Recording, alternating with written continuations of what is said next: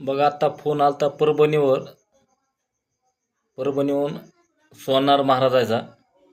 तर ते म्हणले पाऱ्याचा मणी दाखवा. तर त्यांनी म्हणलं पाऱ्याचा मणी अंगावर धारण करायचा चांगला असतो. तर तुम्हाला म्हणून मी मणी दाखवतोय. हे बघा असा एक दोरीत मणी बांधलेला आहे. पाऱ्याचा मणी मित्रांनो आपण स्वतः बनविताना ह्याच्यावर काही गुरुमंत्र, ओम नमः शिवायचा जप असा तुम्हाला जप करून मणी बनवायचा आहे. असा गळ्यात धारण करायचा आहे. हे बघा एक स्फटिक माळ आहे. ह्या माळाचं बी असं आहे मित्रांनो, एकदम ओरिजिनल माळ आहे. ही जर मणी तुम्ही कुणाकावर घर्षण केले, असे घासले तर ह्याच्यात गारगोटीसारखा जाळ निघतोय. तर ती ओरिजिनल स्फटिक म्हणायचे. दुसरे तुम्ही काचाच्या माळा घालचाल त्याचा काही उपयोग नाही मित्रांनो. दुसरे तुम्ही नकली मणी घालचाल पाऱ्याचा काही उपयोग होणार नाही. वस्तू आपल्याला ओरिजिनल वापरायची. कुठली वनस्पती असेल, कुठला धातू असेल, कुठल्या नवघराचे खडे असतील, एकदम ओरिजिनल जर असले तर तुम्हाला त्याचा रिझल्ट चांगला येईल आणि त्याचं फळ भेटेल.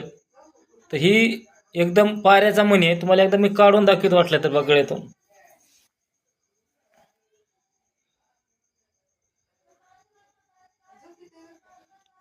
बघा इतका एकदम पांढरा शिपट आहे. या पाऱ्याच्या मणीमध्ये बघा माझं तोंड दिसतंय, असं चेहरा दिसतोय असा.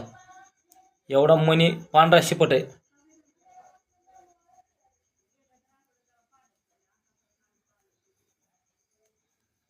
तर पाऱ्याचा मणी मित्रांनो असा घातल्यानंतर हेच एक महादेवाचं स्वरूप म्हणलं तर हरकत नाही. संरक्षणासाठी घालायचं आहे मित्रांनो.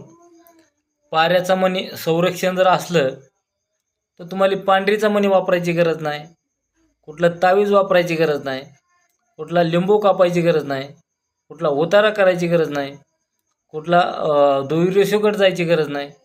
तुम्हाला कोण डवचिणार नाही. नकारात्मक शक्ती डोळ्यानं नाही दिसणाऱ्या शक्ती त्रास करणार नाहीत. तुमच्या हजारो प्रश्नाचे उत्तर एक पाऱ्याचा मणी आहे. तर ही मणी तुम्हाला कुठं भेटेल तिथं चांगल्या वैदुकून, जाणकार माणसाकडून तुम्हाला मणी वापरायचे मित्रांनो. पण ह्याच्यात मनीचं एक असं गुड रहस्य मित्रांनो, धारण करायची काही इडी आहे त्याची. ज्याला खरंच धारण करायचं आहे त्यानं दुसरा एक व्हिडिओ बनवेन, तशी कमेंट करा मला. याचं धारण कसं करायचे, केव्हा करायचं आहे, कसा करायचा आहे, याची काही पूजापाठ कशी करायची ती बी मी सांगणार आहे. विनाकारण कुणीही फोन करायचा नाही मित्रांनो. ज्याचं काही खरंच काम आहे त्यानेच फोन करायचं आहे. आणि जेवढा होईल तेवढा व्हिडिओ शेअर करा, लाईक करा, घंटीचं बटन दाबा. राम राम.